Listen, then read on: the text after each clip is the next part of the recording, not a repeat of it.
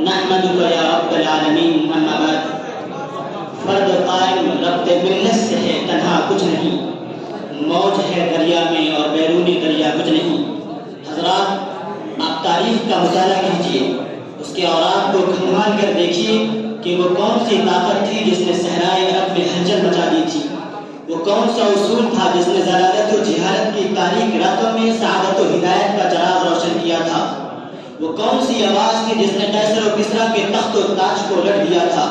مجھے چڑھتے سورج کی طرح یقین ہے کہ آپ بربرا یہ اظہار کریں گے کہ وہ اتحاد و اتفاق کی طاقت تھی، اور تاریخ بھی اس بات پر گواہ ہے کہ جب مسلمان قوم کے افراد آپسی اتحاد و اتفاق کی لڑائی میں پیوست تھے تو ایک ناقابل تصویر چٹان کی صورت اختیار کر لیتے تھے۔ جب کسی قوم میں اتحاد و اتفاق ہوتا ہے تو وہ پہاڑوں سے ٹکرا جاتی ہے،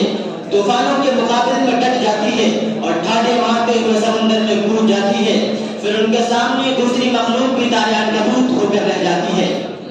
حضرات، لیکن دشمن طاقتیں اپنی پوری قوت اس پر صرف کر رہی ہیں کہ یہ قوم متحد نہ ہو سکے۔ خود امت کے افراد دشمن کے ہاتھ میں کھلونا بنے ہوئے ہیں، چنانچہ قومیت کے نام پر، رنگ و نسل کے نام پر، مسلک و مشرق کے نام پر اس امت کے عظیم اتحاد کو پارا پارا کر دیا گیا۔ خلافت عثمانیہ کو ختم کرنے کی جو تحریک چلی، اس کے پیچھے بھی دور جاہلیت یا عصبیت کا فرما تھی۔ پھر جب غداری کے انعام میں چھوٹے چھوٹے رجواڑے اور جاگیریں ملی تو بھی آپس میں قبائلی عصبیتوں نے باہم دست و گریباں رکھا۔ اس مضمون اختلاف کی تصویر فلسطین میں دیکھیے، عراق میں دیکھیے اور ہمارے ہی ملک ہندوستان میں دیکھیے۔ افسوس تو اس پر ہے کہ یہ آپسی انتصار و تقسیم و تفریق اس قوم میں ہے جس کا نقطہ اتحاد لا الہ الا اللہ تھا، جس کا مرکز اتحاد کعبۃ اللہ تھا۔ اقبال نے کیا خوب کہا ہے، منفعت ایک ہے اس قوم کی، نقصان بھی ایک ہی سب کا نبی، دین بھی، ایمان بھی ایک،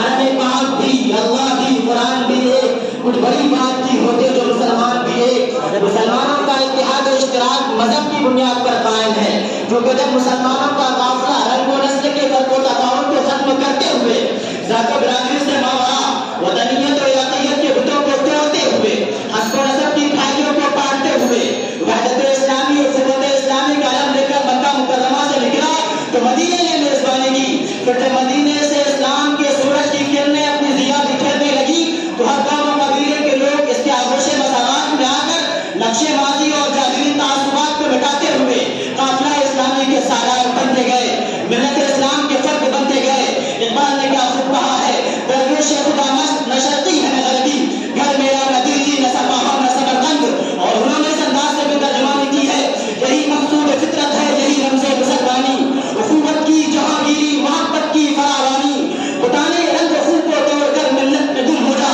نہ تو رانی رہے باقی نہ ایرانی نہ افغانی۔ اے اللہ کے بندوں، اے خواب و غفلت میں مدہوش نوجوانوں،